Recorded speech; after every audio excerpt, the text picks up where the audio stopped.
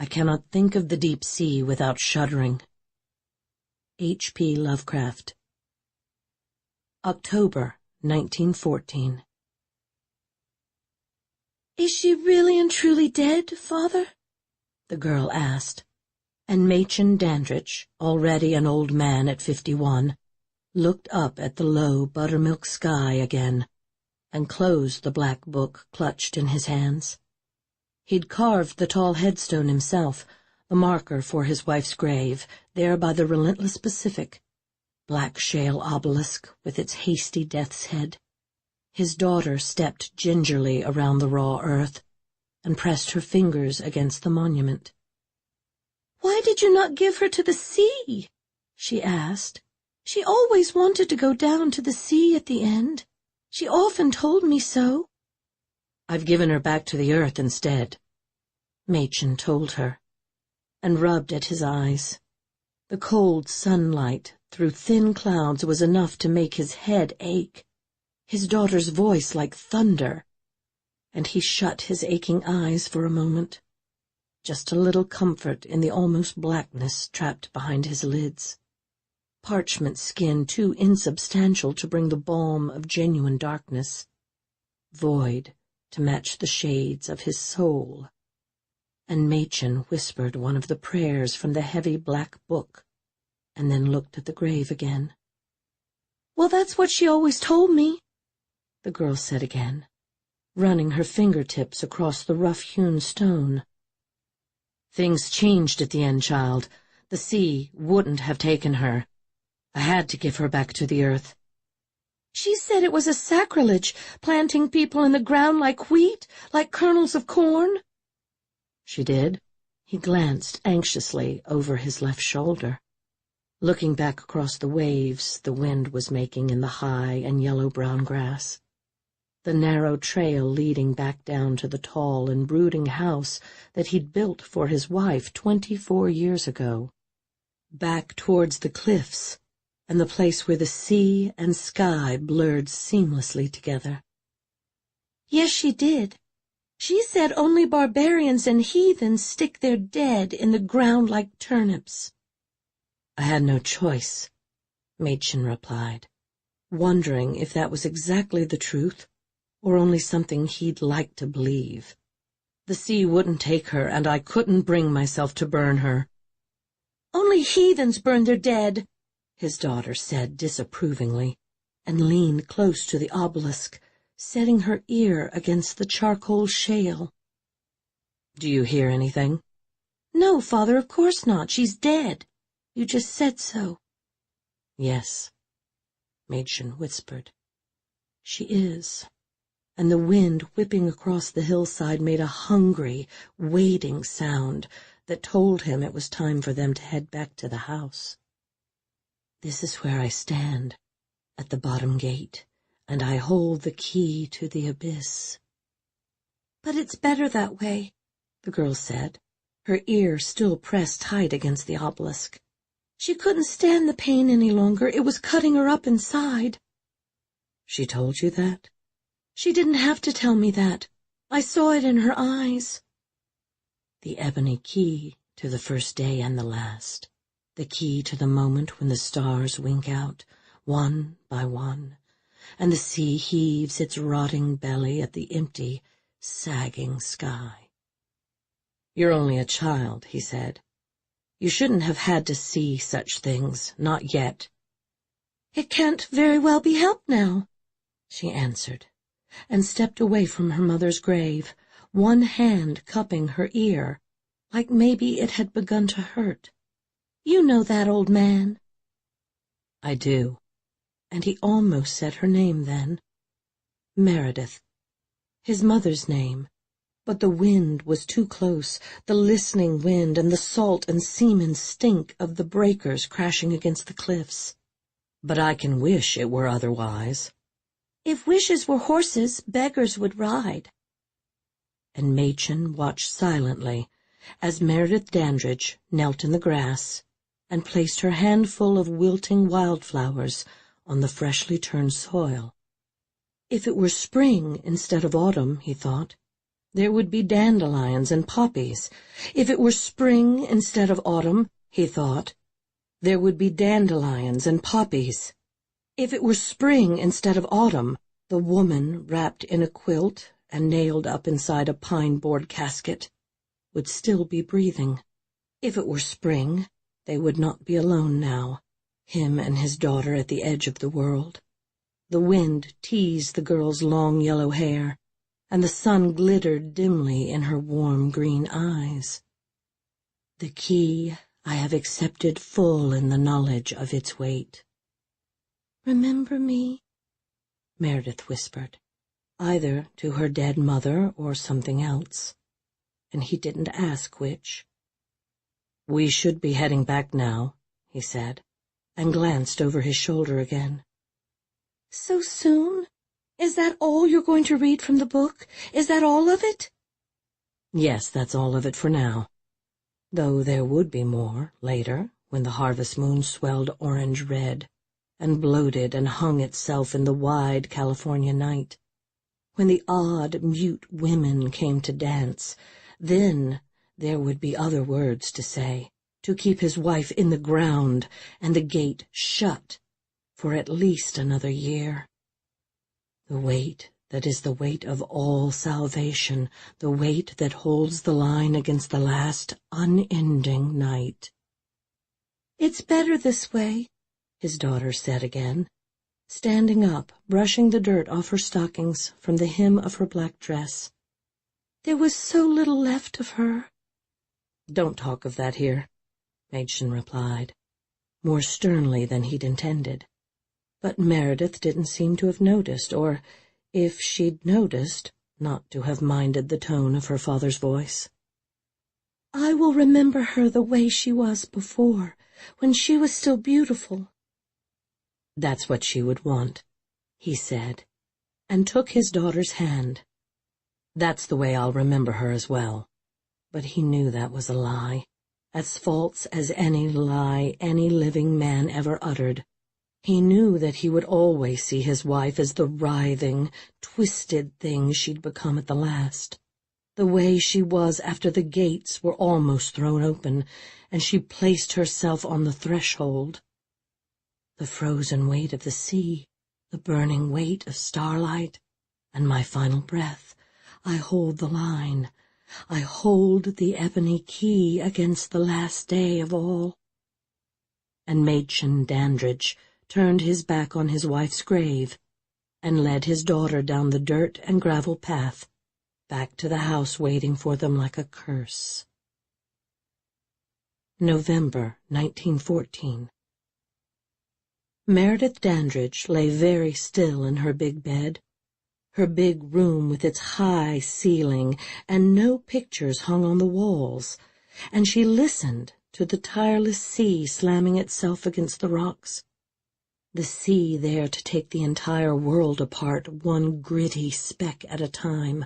The sea that was here first and would be here long after the continents had finally been weathered down to so much slime and sand.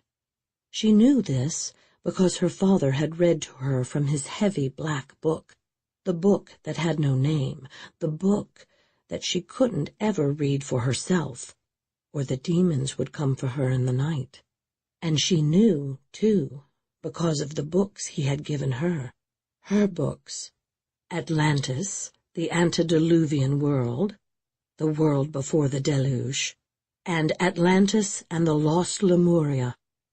Everything above the waves on borrowed time, her father had said again and again, waiting for the day when the sea rose once more and drowned the land beneath its smothering, salty bosom, and the highest mountains and deepest valleys will become a playground for sea serpents and octopuses and schools of herring, forests to become Poseidon's orchards, her father said, though she knew Poseidon wasn't the true name of the god thing at the bottom of the ocean, just a name some dead man gave it thousands of years ago.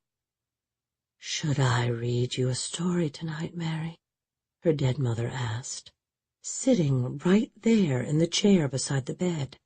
She smelled like fish and mud, even though they'd buried her in the dry ground at the top of the hill, behind the house. Meredith didn't look at her, because she'd spent so much time already trying to remember her mother's face the way it was before, and didn't want to see the ruined face the ghost was wearing like a mask. As bad as the face her brother now wore, worse than that, and Meredith shrugged and pushed the blankets back a little.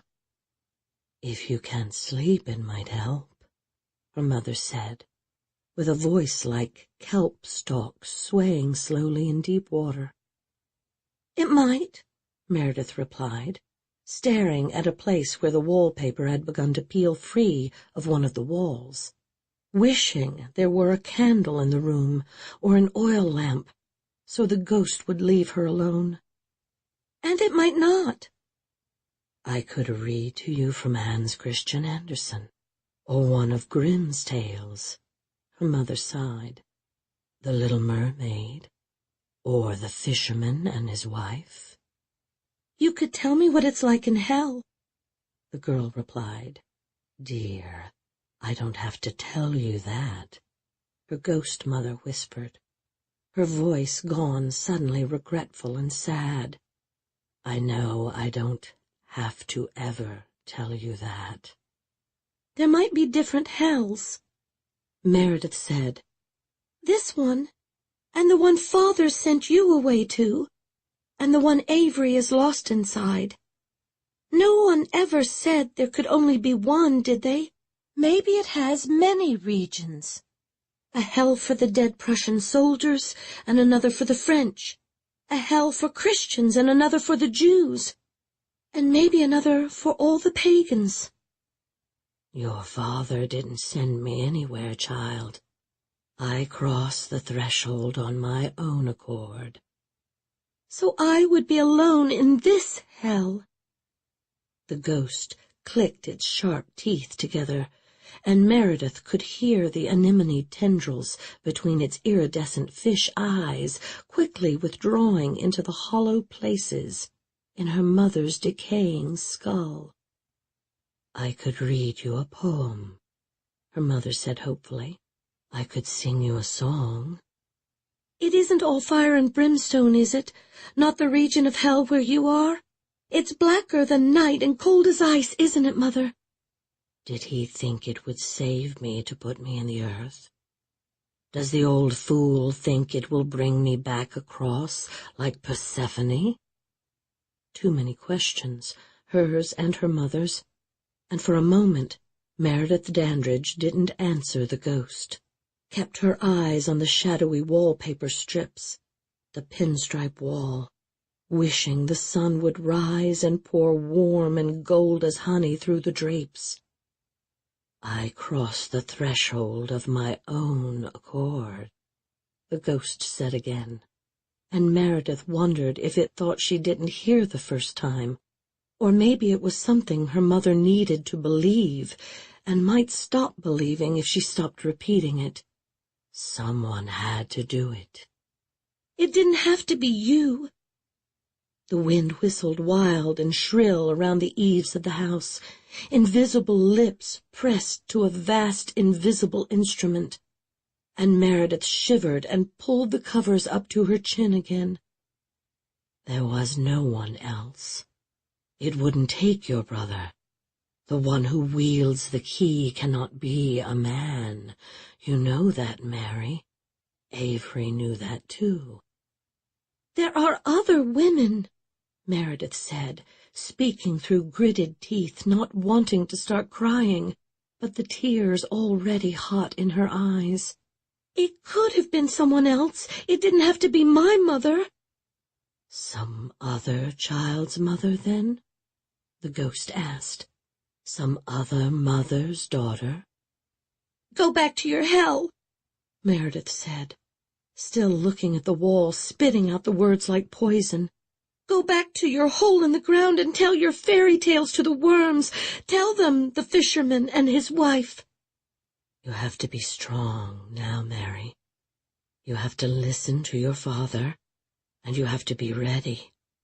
I wasn't strong enough."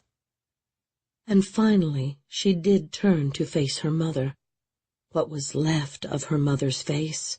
The scuttling things nesting in her tangled hair, the silver scales and barnacles, the stinging anemone crown.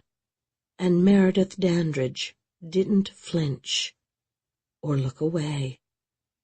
"One day," she said, "I'll take that damned black book of his and I'll toss it into the stove. I'll take it, Mother, and toss it into the hearth, and then they can come out of the sea and drag us both away." Her mother cried out and came apart like a breaking wave against the shingle. Water poured from the tin pail that had given it shape, her flesh gone suddenly as clear and shimmering as glass, before she drained away and leaked through the cracks between the floorboards. The girl reached out and dipped her fingers into the shallow pool left behind in the wicker seat of the chair. The water was cold and smelled unclean, and then she lay awake until dawn, listening to the ocean, to all the unthinking noises a house makes in the small hours of a night. May, 1914.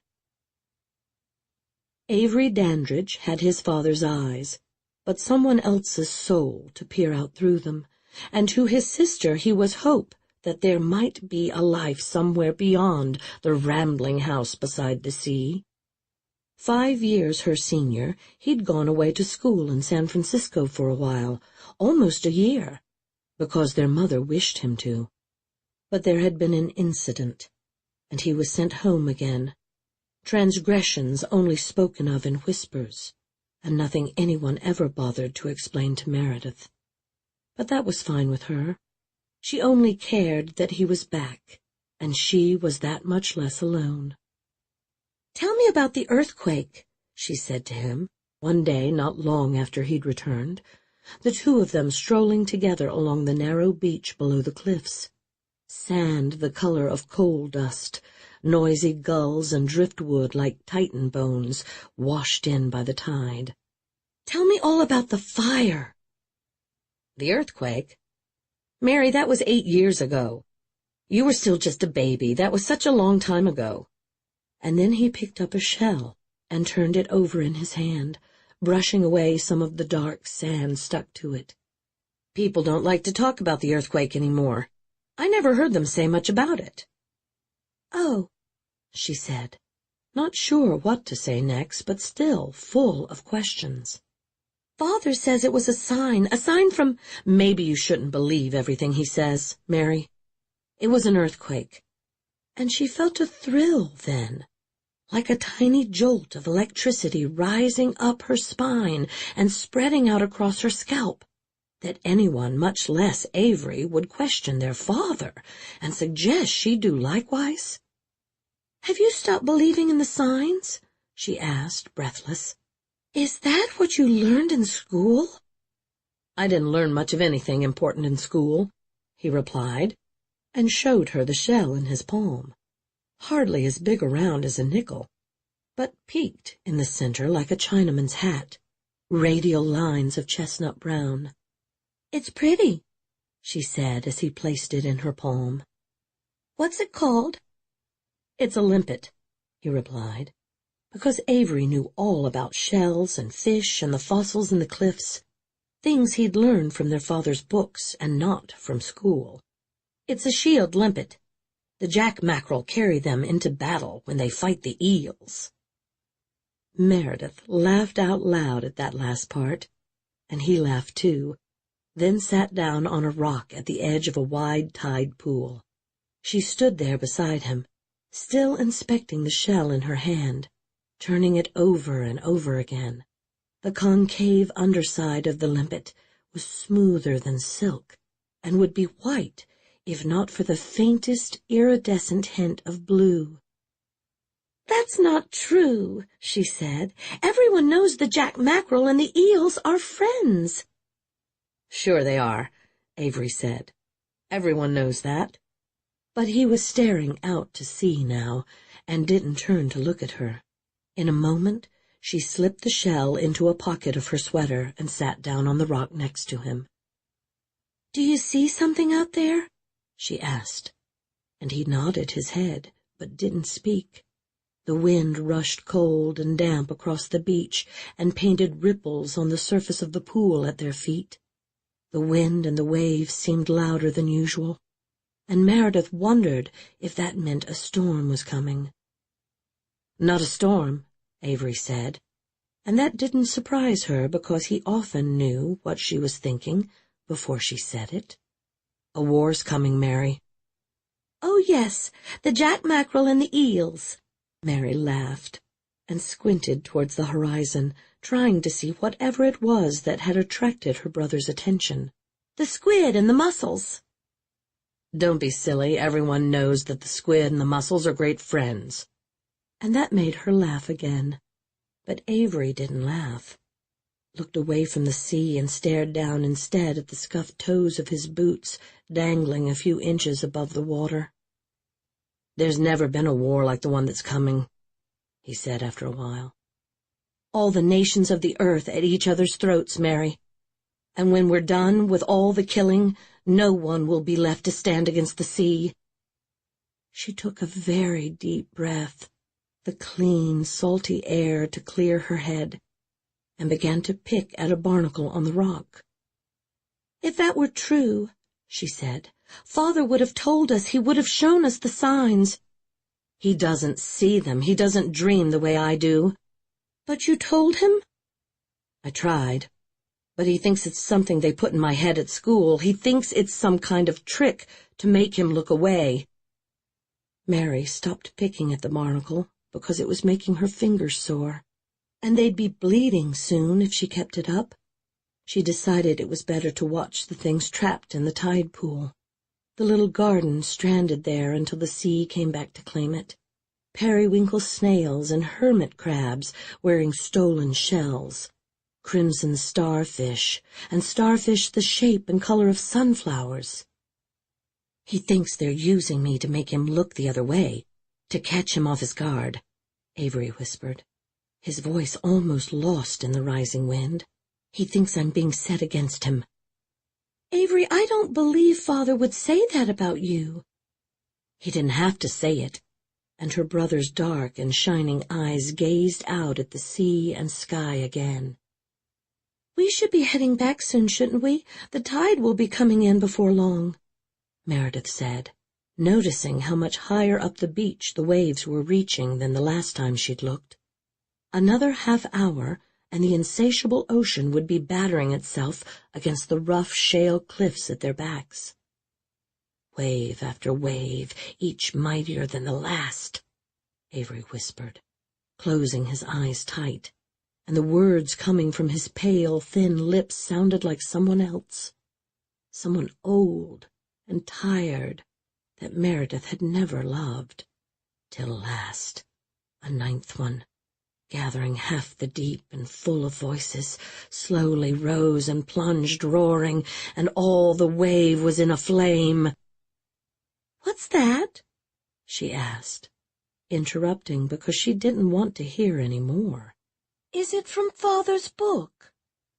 "No, it's not," he replied, sounding more like himself again, more like her brother. He opened his eyes, and a tear rolled slowly down his wind-chapped cheek. "It's just something they taught me at school." "How can a wave be in flame? Is it supposed to be a riddle?" she asked, and he shook his head. "No," he said, and wiped at his face with his hands. "It's nothing at all, just a silly bit of poetry they made us memorize. School is full of silly poetry." "Is that why you came home?" "We ought to start back," he said, glancing quickly over his shoulder at the high cliffs, the steep trail leading back up toward the house. "Can't have the tide catching us with our trousers down, now can we?" "I don't even wear trousers," Mary said glumly, still busy thinking about the ninth wave, the fire, and the water. Avery put an arm around her and held her close to him for a moment, while the advancing sea dragged itself eagerly back and forth across the moss-scabbed rocks. January 1915. Meredith sat alone on the floor at the end of the hallway, the narrow hall connecting the foyer to the kitchen and a bathroom, and then farther along, leading all the way back to the very rear of the house, and this tall door that was always locked. The tarnished brass key always hung on its ring upon her father's belt. She pressed her ear against the wood and strained to hear anything at all. The wood was damp and very cold, and smelled of salt water, and mildew seeped freely through the space between the bottom of the door and the floor, between the door and the jamb. Once solid redwood that had long since begun to rot from the continual moisture, the ocean's corrosive breath to rust the hinges, so the door cried out like a stepped-on cat every time it was opened or closed. Even as a very small child, Meredith had feared this door, even in the days before she'd started to understand what lay in the deep place beneath her father's house. Outside, the icy winter wind howled, and she shivered and pulled her gray wool shawl tighter about her shoulders. The very last thing her mother had made for her, that shawl, almost as much hatred in Mary for the wind as for the sea. But at least it smothered the awful thumps and moans that came day and night from the attic room where her father had locked Avery away in June. "There are breaches between the worlds, Mary," Avery had said, a few days before he picked the lock on the hallway door with the sharpened tip end of a button-hook, and went down to the deep place by himself. "Rifts, fractures, ruptures. If they can't be closed, they have to be guarded against the things on the other side that don't belong here." "Father says it's a portal," she replied, closing the book she'd been reading, a dusty dog-eared copy of Franz Unger's Primitive World. Her brother had laughed a dry, humorless laugh and shaken his head, nervously watching the fading day through the parlor windows. "Portals are built on purpose to be used. These things are accidents at best, casualties of happenstance, tears in space when one world passes much too near another." "Well, that's not what Father says. Read your book, Mary. One day you'll understand, one day soon, when you're not a child anymore, and he loses his hold on you." And she'd frowned, sighed, and opened her book again, opening it at random to one of the strangely melancholy lithographs. The period of the Muschelkalk, Middle Trias. A violent seascape, and in the foreground a reef jutted above the waves, crowded with algae-draped driftwood branches, and the shells of stranded mollusca and crinoidea. There was something like a crocodile that the author called Nothosaurus giganteus, clinging to the reef so it wouldn't be swept back into the storm-tossed depths. Overhead, the night sky was a turbulent mass of clouds with the small white moon, full or near enough to full, peeking through to illuminate the ancient scene. "You mean planets?" she'd asked Avery. "You mean moons and stars?" "No, I mean worlds. Now read your book, and don't ask so many questions."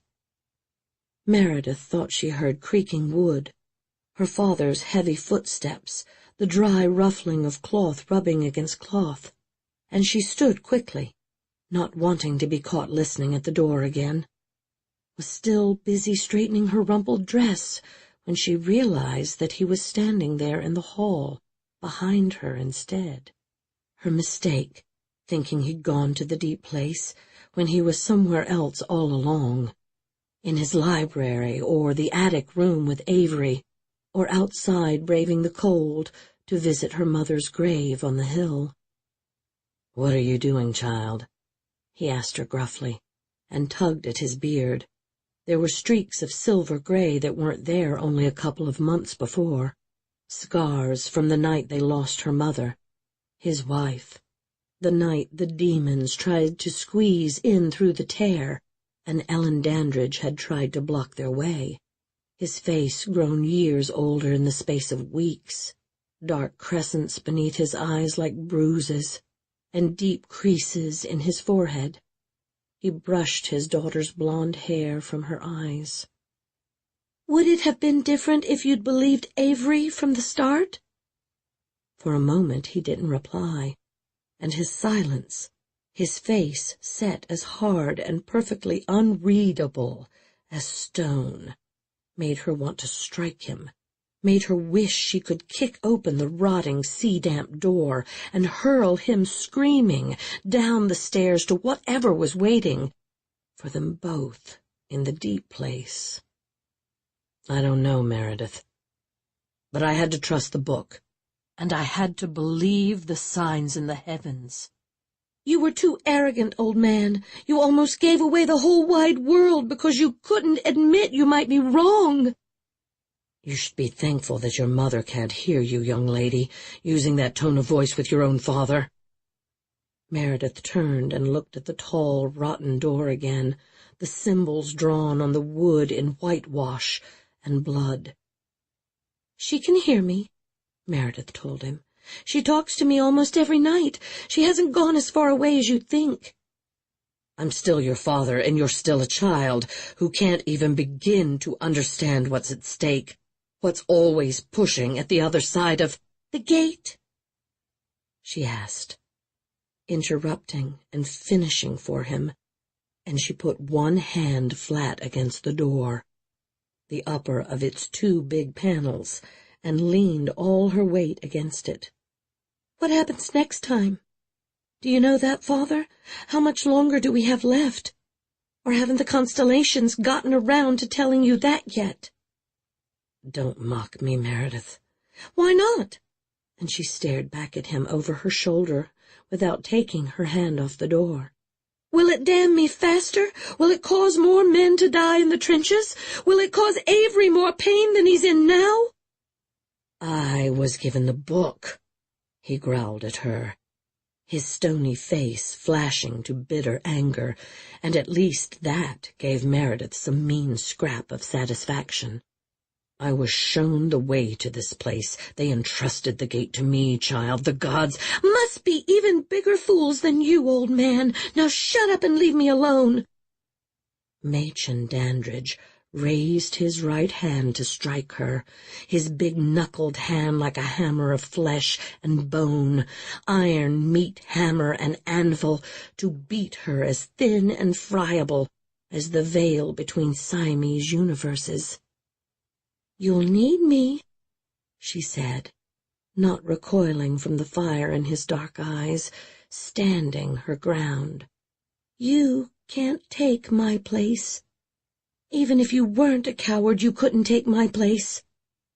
"You've become a wicked child," he said, slowly lowering his hand until it hung useless at his side. "Yes, Father, I have. I've become a very wicked child. You'd best pray that I've become wicked enough." And he didn't reply, no words left in him, but he walked quickly away down the long hall towards the foyer and his library, his footsteps loud as distant gunshots, loud as the beating of her heart, and Meredith removed her hand from the door. It burned very slightly, pain like a healing bee sting, and when she looked at her palm there was something new there, a fat and shiny swelling as black and round and smooth as the soulless eye of a shark. February 1915. In his dreams, Machen Dandridge stands at the edge of the sea and watches the firelight reflecting in the roiling gray clouds above Russia and Austria and East Prussia, smells the coppery stink of Turkish and German blood, the life leaking from the bullet holes left in the Serbian Archduke and his wife. Machen would look away if he knew how, wouldn't see what he can only see too late to make any difference. One small man set adrift, and then cast up on the shingle of the cosmos, filled to bursting with knowledge and knowing nothing at all. Cannon fire and thunder, the breakers against the cliffside, and the death rattle of soldiers beyond counting. This is where I stand, at the bottom gate, and I hold the key to the abyss. A world war, Father, Avery says. Something without precedent. I can't even find words to describe the things I've seen. A world war without precedent, Machen replies, skeptically, and raises one eyebrow, then goes back to reading his star charts. Napoleon just might disagree with you there, young man, and Alexander as well. No, you don't understand what I'm saying. And the fire in the sky grows brighter, coalescing into a whip of red gold scales and ebony spines, the dragon's tail to lash the damned. Every one of us is damned, Machen thinks. Every one of us from the bloody start of time. I have the texts, Avery, and the aegis of the seven and all the old ways. I cannot very well set that all aside because you've been having nightmares, now can I? I know these things, Father. I know them like I know my own heart, like I know the number of steps down to the deep place. There is a trouble brewing in Coma Berenices, his wife whispers, her eye pressed to the eyepiece of the big telescope in his library. Something like a shadow. She says that later, Avery tells him. That hasn't happened yet, but it will. But you won't listen to her either. And Machen Dandridge turns his back on the sea and the dragon, on the battlefields and the burning cities, looking back towards the house he built 25 years ago. The air in the library seems suddenly very close. Too warm, too thick. He loosens his paper collar and stares at his son sitting across the wide mahogany desk from him. I'm not sure I know what you mean, boy, he says, and Avery sighs loudly and runs his fingers through his brown hair. Mother isn't even at the window now. That's still 2 weeks from now, and it's true that no one's standing at the telescope. Machen rubs his eyes and reaches for his spectacles. By then it'll be too late. It may be too late already, Avery says. Listen to him, Father, Meredith begs with her mother's voice, and then she lays a small wilted bouquet of autumn wildflowers on Ellen Dandridge's grave. The smell of the broken earth at the top of the hill is not so different from the smell of the French trenches. I did listen to him, Mary. You let him talk. You know the difference. Did I ever tell you about the lights in the sky the night that you were born? Yes, Father, 100 times. There were no lights at your brother's birth. Behind him, the sea makes a sound like a giant rolling over in its sleep, and Machen looks away from the house again, stares out across the surging black Pacific. There are the carcasses of whales and sea lions and a billion fish, and the bloated carcasses of things even he doesn't know the names for, floating in the surf. Scarlet-eyed night-birds swoop down to eat their fill of carrion. The water is so thick with dead things and maggots and blood that soon there will be no water left at all. The gate chooses the key, his wife says sternly, sadly, standing at the open door leading down to the deep place beneath the house, the bottomless, phosphorescent pool at the foot of the winding, rickety steps, the short pier and the rock rising up from those depths, the little island with its cave and shackles. You can't change that part, no matter what the seven have given you. It wasn't me sent Avery down there, Ellen.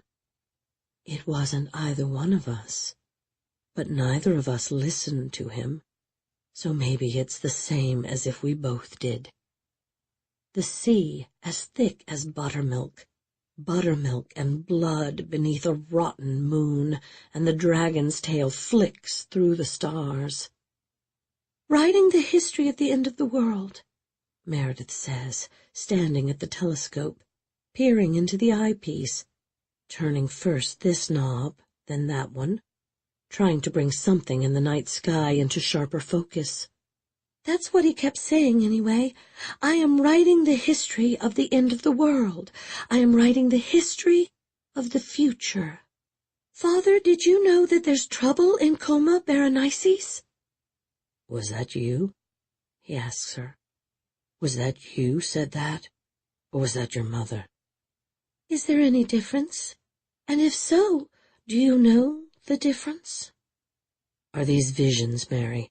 Are these terrible visions that I may yet hope to effect?" "Will you keep him locked in that room forever?" she asks, not answering his questions, not even taking her eye from the telescope. Before his wife leaves the hallway, before she steps onto the unsteady landing at the top of the stairs, she kisses Meredith on the top of her head, and then glares at her husband, her eyes like judgment on the last day of all, the eyes of seraphim and burning swords. The diseased sea slams against the cliffs, dislodging chunks of shale, silt gone to stone when the great reptiles roamed the planet, and the gods still had countless revolutions and upheavals to attend to before the beginning of the tragedy of mankind. "Machen," his wife says, "if you had listened, had you allowed me to listen, everything might have been different. The war, what's been done to Avery, all of it. If you'd but listened." And the dream rolls on and on and on behind his eyes, down the stairs and to the glowing water, his wife alone in the tiny boat rowing across the pool to the rocky island far beneath the house. The hemorrhaging, pus-colored sea throwing itself furiously against the walls of the cavern, wanting in, and it's always only a matter of time. Meredith standing on the pier behind him, chanting the prayers he's taught her, the prayers to keep the gate from opening before Ellen reaches that other shore. The yellow-green light beneath the pool, below the house wavers, then grows brighter by degrees. The dragon's tail flicks at the suicidal world. In his attic, Avery screams with the new mouth the gate gave him before it spit the boy, twisted and insane, back into this place, this time. The oars dipping again and again into the brilliant glowing water, the creak of the rusted oarlocks, old nails grown loose in decaying wood, shafts of light from the pool playing across the uneven walls of the cavern. The dragon opens one blistered eye, and Ellen Dandridge steps out of the boat onto the island. She doesn't look back at her husband and daughter. "Something like a shadow," Meredith says, taking her right eye from the telescope and looking across the room at her brother, who isn't sitting in the chair across from Machen. It's not a shadow, Avery doesn't tell her, and goes back to the things he has to write down in his journals before there's no time left. On the island, the gate tears itself open, the dragon's eye, angel eye, and the unspeakable face of the gargantuan sleeper in an unnamed sunken city, tearing itself wide to see if she's the one it's called down, or if it's some other, the summoned, or the trespasser, the invited, or the interloper, and Machen knows from the way the air has begun to shimmer and sing that the sleeper doesn't like what it sees. "I stand at the gate and hold the key," she says. You know my name, and I have come to hold the line. I have come only that you might not pass. Don't look, Mary, close your eyes. And Machen holds his daughter close to him as the air stops singing, as it begins to sizzle and pop and burn. The waves against the shore, the dragon's tail across the sky, the empty boat pulled down into the shimmering pool. Something glimpsed through a telescope. The ribsy, omnivorous dogs of war. And then Machen woke in his bed, a storm lashing fiercely at the windows, the lightning exploding out there like mortar shells, and the distant thump, thump, thump of his lost son from the attic. He didn't close his eyes again, but lay very still, sweating and listening to the rain and the thumping, until the sun rose somewhere behind the clouds to turn the black to cheerless leaden gray. August 1889. After his travels, after Baghdad and the ruins of Nineveh and Babylon, after the hidden mosque in Res-Aliah and the peculiar artifacts he'd collected on the southernmost shore of Lake Ermia, Machen Dandridge went west to California. In the summer of 1889, he married Ellen Douglas Winslow, black sheep daughter of a fine old Boston family, and together they traveled by train, the smoking iron horses and steel rails that his own father had made his fortune from, riding all the way to the bustling squalor and Nob Hill sanctuaries of San Francisco. For a time they took up residence in a modest house on Russian Hill, while Machen taught his wife the things that he'd learned in the East: archaeology and astrology, Hebrew and Islamic mysticism, the Talmud and Quran, the secrets of the terrible black book that had been given to him by a blind and leprous mullah. Ellen had disgraced her family at an early age by claiming the abilities of a medium, and then backing up her claims with extravagant seances and spectacular ectoplasmic displays. Machen found in her an eager pupil. "Why would he have given the book to you?" Ellen asked skeptically, the first time Machen had shown it to her, the first time he'd taken it from its iron and leather case in her presence. "If it's what you say it is, why would he have given it to anyone?"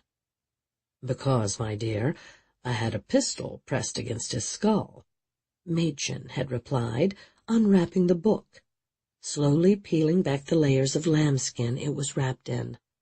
"That, and knowledge he'd been searching for his entire life, trust me, it was a fair trade." And just as the book had led him back from Asia to America and on to California, the brittle parchment compass of its pages had shown him the way north, along the coast, to the high cliffs north of Anchor Bay. That first trip he left Ellen behind, traveling with only the company of a Miwok Indian guide who claimed knowledge of a hole in the world. But when they finally left the shelter of the redwood forest and stood at the edge of a vast and undulating sea of pampas grass stretching away towards the Pacific, the Miwok had refused to go any farther. No amount of money or talk could persuade him to approach the cliffs waiting beyond the grass, and so Machen continued on alone. Beneath the hot summer sun, the low, rolling hills seemed to go on forever. The gulls and a pair of red-tailed hawks screamed at him like harpies, warning him away, screeching threats or alarum from the endless cornflower sky. But he found it, finally, the hole in the world, right where the Miwok guide had said that he would, maybe 50 yards from the cliffs. From what he'd taught himself of geology, Machen guessed it to be the collapsed roof of a cavern, an opening no more than 5 or 6 feet across, granting access to an almost vertical chimney eroded through tilted beds of limestone and shale, and probably connecting to the sea somewhere in the darkness below. He dropped a large pebble into the hole and listened and counted as it fell, ticking off the seconds until it splashed faintly, confirming his belief that the cavern was connected to the sea. A musty, briny smell wafted up from the hole, uninviting, sickly, and though there was climbing equipment in his pack, and he was competent with ropes and knots, and had, more than once, descended treacherous, crumbling shafts into ancient tombs and wells, Mädchen Dandridge only stood there at the entrance, dropping stones and listening to the eventual splashes. He stared into the hole and, after a while, could discern a faint but unmistakable light, not the fading sunlight getting in from some cleft in the cliff face, but light like a glass of absinthe, the sort of light he'd imagined abyssal creatures that never saw the sun might make to shine their way through the murk. It wasn't what he expected, but what was written in the black book. No towering gate of horn and ivory, no arch of gold and silver guarded by angels or demons or beings men had never fashioned names for. Just this unassuming hole in the ground. He sat in the grass watching the sunset burning day to night, wondering if the Miwok had deserted him, wondering if the quest had been a fool's errand from the very start, and he'd wasted so many years of his life and so much of his inheritance, chasing connections and truths that only existed because he wished to see them. By dark, the light shone up through the hole like the chartreuse glare through the grate of an unearthly furnace, taunting or reassuring, but beckoning him forward, promising there was more to come. "What is it you think you will find?" the old priest had asked after he'd handed over the book.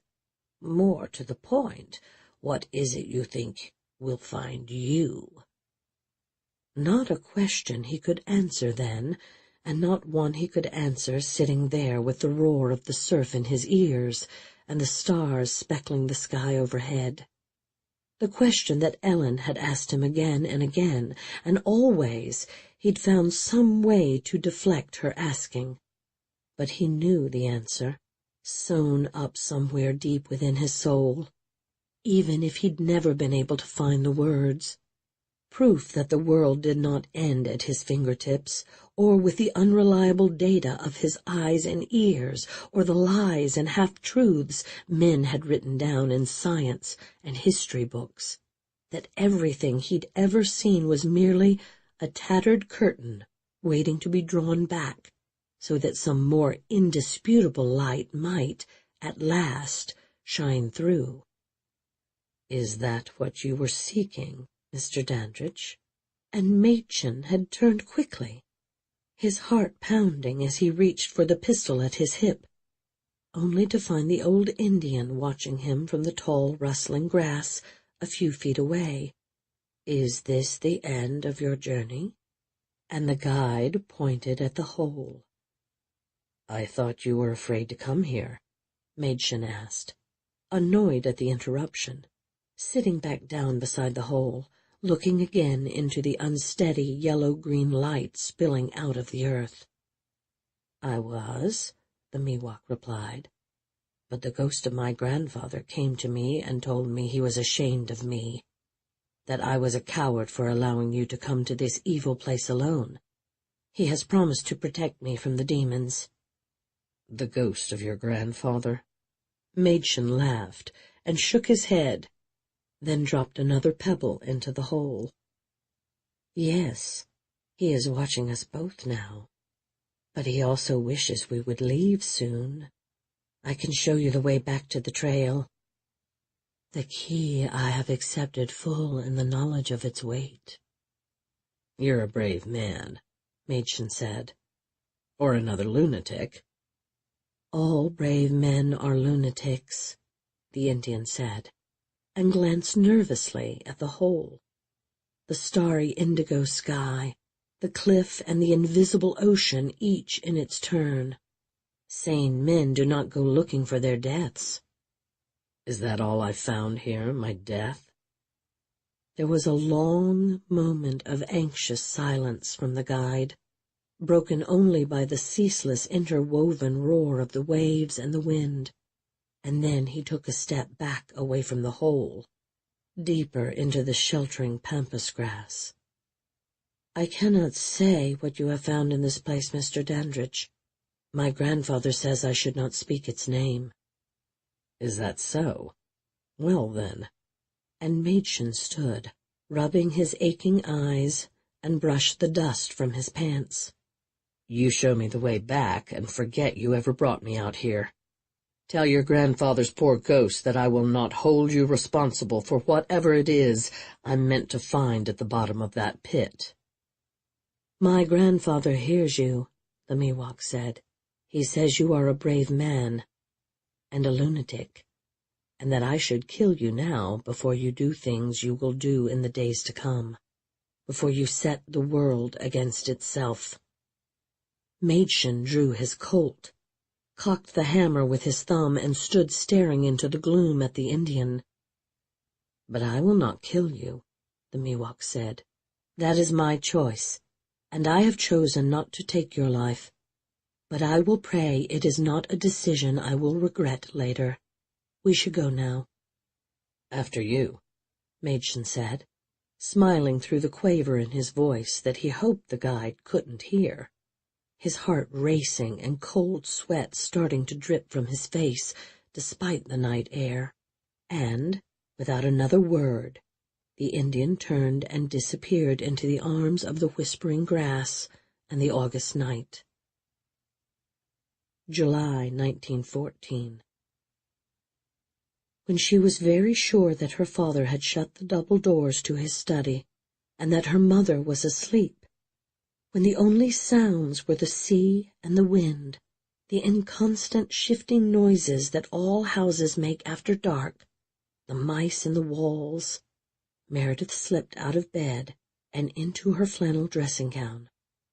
The floor was cool against her bare feet, cool but not cold. She lit a candle, and then eased the heavy bedroom door shut behind her, and went as quickly and quietly as she could to the cramped stairwell leading from the second story to the attic door. At the top, she sat down on the landing and held her breath, listening, praying that no one had heard her, that neither her father nor mother, nor the both of them together, were already trying to find her. There were no sounds at all from the other side of the narrow attic door. She set the candlestick down and leaned close to it, pressing her lips against the wood, feeling the rough grain through the varnish. "Avery," she whispered. "Avery, can you hear me?" At first there was no reply from the attic, and she took a deep breath and waited a while, waiting for her parents' angry or worried footsteps, waiting for one of them to begin shouting her name from the house below. But there were no footsteps, and no one called her name. "Avery, can you hear me? It's me, Mary." That time there was a sudden thumping and a heavy dragging sort of sound from the other side of the attic door, a body pulling itself roughly, painfully across the pine-wood floor towards her, and she closed her eyes and waited for it. Finally, there was a loud thud against the door, and she opened her eyes again. Avery was trying to talk, trying to answer her, but there was nothing familiar or coherent in his ruined voice. "Hold on," she whispered to him. "I brought a writing pad." She took it out of the pocket of her gown, the pad and a pencil. "Don't try to talk any more. I'll pass this pad beneath the door to you, and you can write what you want to say. Knock once if you understand what I'm telling you, Avery. Nothing, for almost a full minute, and then a single knock so violent that the door shivered on its hinges, so loudly she was sure it would bring her parents running to investigate. "You must be quieter, Avery," she whispered. "They'll hear us." And now Meredith had begun to notice the odor on the landing, the odor leaking from the attic. Either she'd been much too nervous to notice it at first, or her brother had brought it with him when he'd crawled over to the door. Dead fish and boiling cabbage, soured milk and strawberry jam. The time she'd come across the carcass of a gray whale calf, half buried in the sand and decomposing beneath the sun. She swallowed, took another deep breath, and tried not to think about the awful smell. "I'm going to pass the pencil and a page from the pad to you now. I'm going to slide it under the door to you." Avery made a wet, strangling sound, and she told him again not to try to talk. Just write, if he could. Write the answers to her questions and anything else that he needed to say. "Are you in pain? Is there any way I can help?" she asked, and in a moment the tip of the pencil began scritching loudly across the sheet of writing paper. "Not so hard, Avery. If the lead breaks, I'll have to try to find another." He slid the piece of paper back to her, and it was damp, and something dark and sticky was smudged across the bottom. She held it close to her face, never mind the smell so strong it made her gag, made her want to retch, so that she could read what he'd scrawled there. It was nothing like Avery's careful hand, his tight, precise cursive she'd always admired and had tried to imitate, but sweeping, crooked letters, blocky print, and seeing that made her want to cry so badly that she almost forgot about the dead whale and cabbage's smell. "Hurts me, Mary, more than can know. No help. No help me." She laid down the sheet of paper and tore another from her pad, the pad she used for her afternoon lessons, spelling and arithmetic, and she slid it beneath the door to Avery. "Avery, you knew you couldn't bear the key. You knew it had to be me or Mother, didn't you? That it had to be a woman." Again the scritching, and the paper came back to her even stickier than before. "Had to try. Mother would not listen, so I had to try." "Oh, Avery," Meredith said, "I'm sorry," speaking so quietly that she prayed he would not hear, and there were tears in her eyes, hot and bitter, a kind of anger and a kind of sorrow in her heart that she'd never known before, anger and sorrow blooming in her to be fused through some alchemy of the soul, and by that fusion be transformed into a pure and golden hate. She tore another page from the pad and slipped it through the crack between the floor and the attic door. "I need to know what to do, Avery. I'm reading the newspapers, but I don't understand it all. Everyone seems to think war is coming soon, because of the assassination in Sarajevo, because of the Kaiser, but I don't understand it all." It was a long time before the paper came back to her, smeared with slime and stinking of corruption, maybe 5 minutes of Avery's scritching, and his silent pauses between the scritching. This time the page was covered from top to bottom with his clumsy scrawl. "Too late to stop war, too late now. War is coming now. Can't stop that, Mary. All set in motion, 9th wave, remember? But, Mary, don't listen to Father. You can hold the line, still time. You or Mother can hold the line still. It does not have to be the last war. When she finished reading, and then rereading twice again everything Avery had written, Meredith laid the sheet of paper down on top of the other two, and wiped her hand on the floor until it didn't feel quite so slimy anymore. By the yellow-white light of the candle, her hand shimmered as though she'd been carrying around one of the big banana slugs that lived in the forest.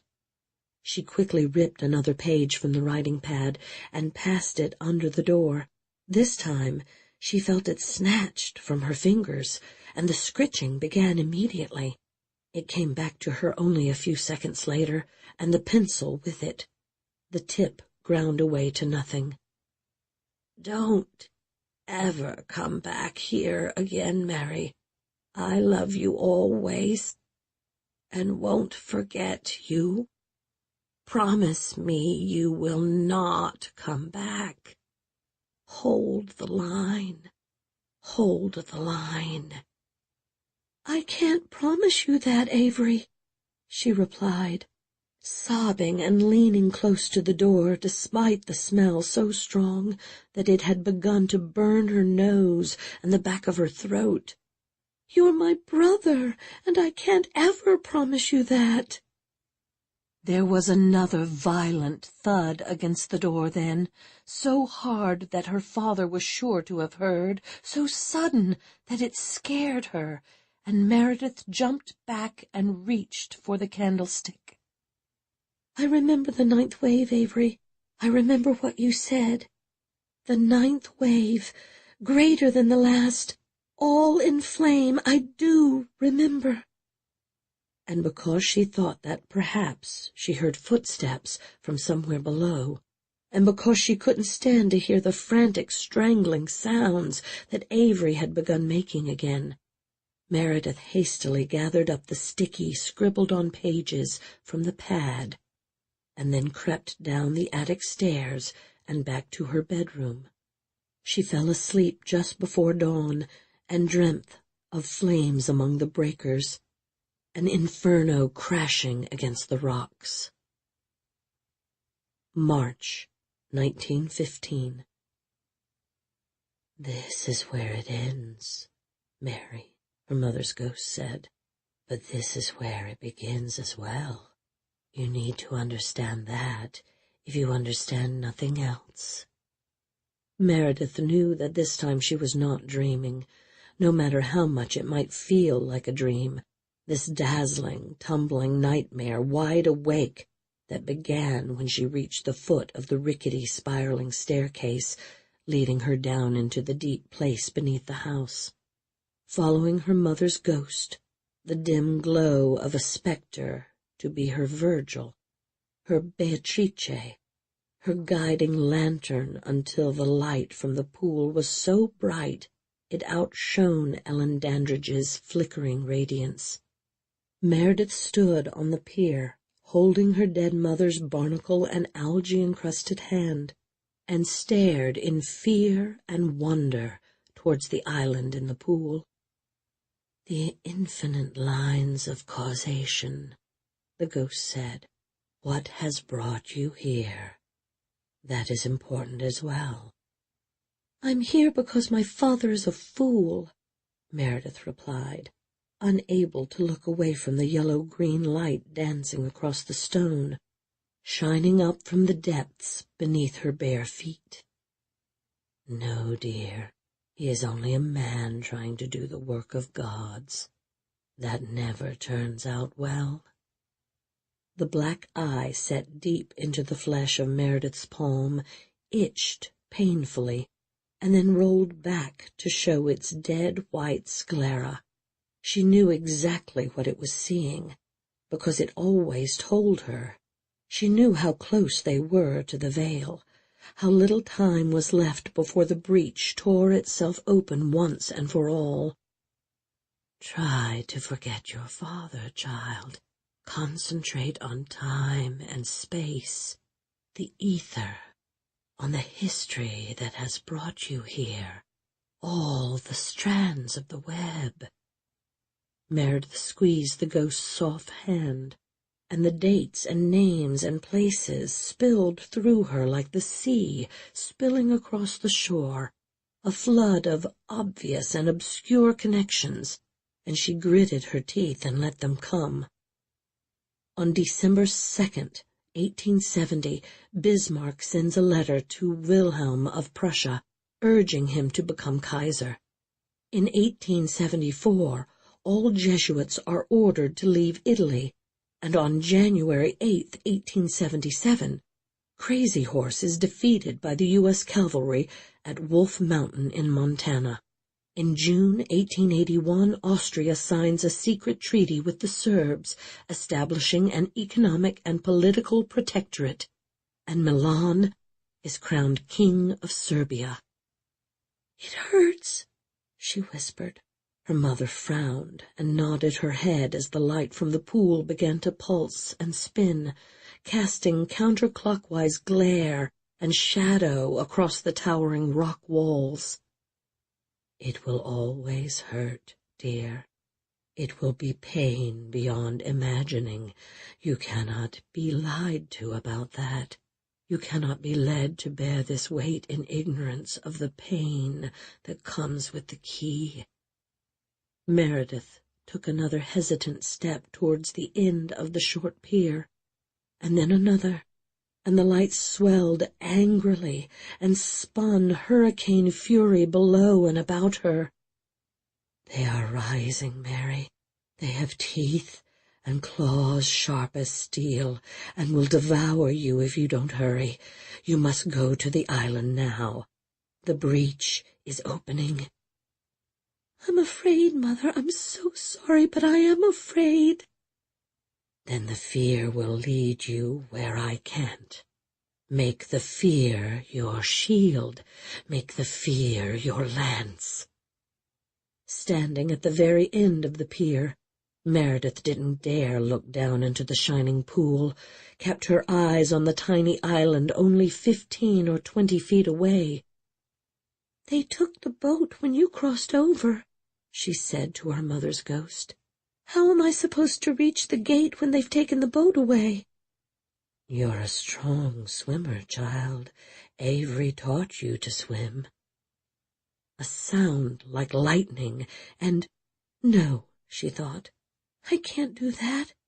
I can do anything except step off this pier into that water with them. I can stand the pain, but—" "If you know another way, Mary, then take it. But there isn't much time left. The lines are converging." Mary took a deep breath, gulping the cavern's dank and fetid air, hyperventilating, bracing for the breathless cold to come. All the things that her brother had taught her about swimming in the sea.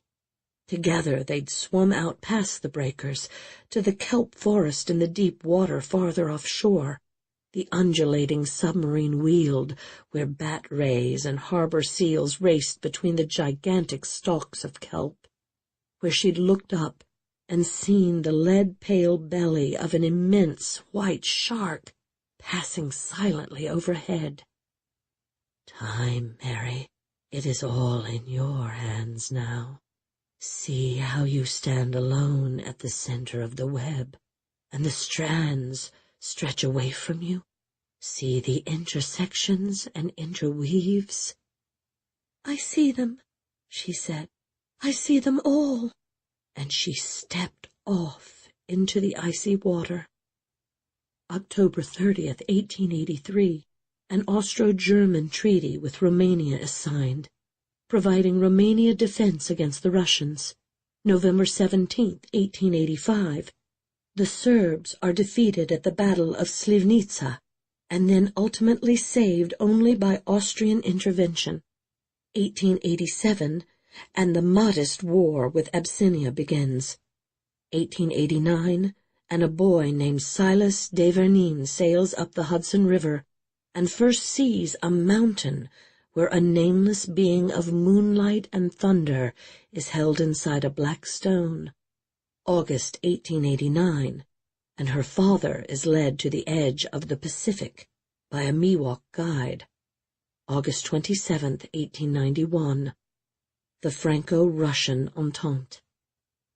The strands of the web, the ticking of a clock, the life and death of stars, each step towards Armageddon checked off in her aching head, and the water is liquid ice, threatening to freeze her alive.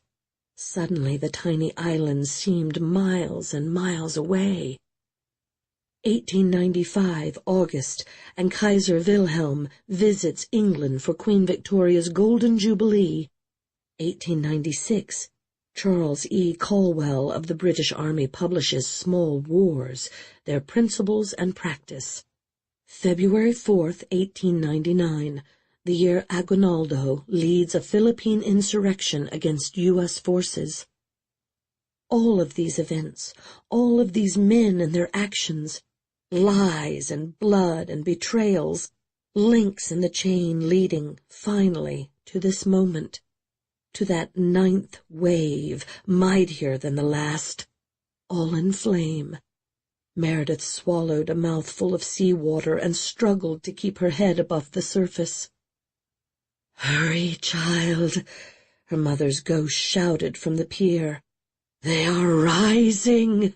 And Meredith Dandridge began to pray then that she would fail, would surrender in another moment or two, and let the deep have her. Imagined sinking down and down for all eternity, pressure to crush her flat and numb, to crush her so small that nothing and no one would ever have any need to harm her again. Something sharp as steel swiped across her ankle, slicing her skin, and her blood mingled with the sea. And the next stroke drove her fingers into the mud and pebbles at the edge of the island. She dragged herself quickly from the pool, from the water and the mire, and looked back the way she'd come. There were no demons in the water, and her mother's ghost wasn't watching from the pier. But her father was. Machen Dandridge, and his terrible black book, his eyes upturned and arms outstretched to an indifferent heaven. She cursed him for the last time ever, and ignored the blood oozing from the ugly gash in her right foot. "This is where I stand," she said, getting to her feet and turning towards the small cave at the center of the island, her legs as weak and unsteady as a newborn foal's. "At the bottom gate, and I hold the key to the abyss." The yellow-green light was almost blinding, and soon the pool would begin to boil. "The ebony key to the first day and the last, the key to the moment when the stars wink out one by one, and the sea heaves its rotting belly at the empty, sagging sky, the blazing key that even angels fear to keep." For an instant, there was no cave, and no pool, and no cavern beneath a resentful, wicked house, only the fire, pouring from the cave that was no longer there, to swallow her whole, only the voices of the void, and Meredith Dandridge made her fear a shield and a lance, and held the line. And in the days and weeks that followed, sometimes Machen Dandridge came down the stairs to stand on the pier, and gaze across the pool to the place where the thing that had been his daughter nestled in the shadows, in the hollows between the stones. And every day the sea gave her more of its armor, gilding her frail human skin with the calcareous shells and stinging tentacles that other creatures had spent countless cycles of creation refining from the rawest matter of life. The needle teeth, the scales and poisonous barbs. Where his wife and son had failed, his daughter crouched triumphant as any martyr. And sometimes, late at night, alone with the sound of the surf pounding against the edge of the continent, he sometimes thought of setting fire to the house and letting it burn down around him. He read the newspapers. He watched the stars for signs and portents. When the moon was bright, the odd, mute women still came to dance beside the sea, but he'd begun to believe they were only bad memories from some time before, and so rarely paid them any heed. When the weather was good, he climbed the hills behind the house and sat at the grave of his dead wife and whispered to her, telling her how proud he was of Meredith, reciting snatches of half-remembered poetry for Ellen, telling her the world would come very close to the brink because of what he'd done, because of his blind pride. But in the end, it would survive because of what their daughter had done, and would do for ages yet. On a long rainy afternoon in May, he opened the attic door and killed what he found there with an axe and his old Colt revolver. He buried it beside his wife, but left nothing to mark Avery's grave.